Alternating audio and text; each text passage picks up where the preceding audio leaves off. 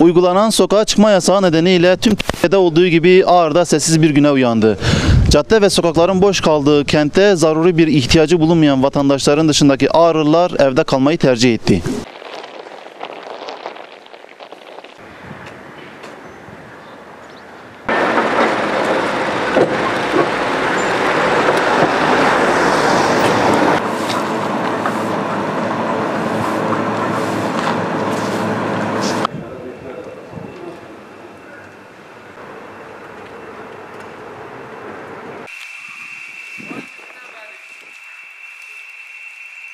Personeliyiz.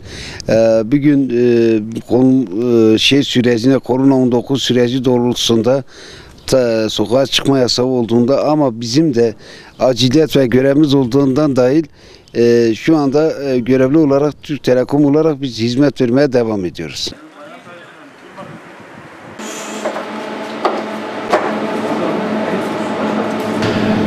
Bugün cumartesi işte dün saat 12'ye kadar çalıştık. Yetiştiremedik. Bugün milletimize hizmet etmekteyiz. Allah'ın izniyle 5'e kadar çalışacağız. Sokağa çıkma yasağında ise bugünün 5'e kadar siparişi olan arkadaşlara telefonda veya servis araçlarımızla sipariş vereceğiz yani.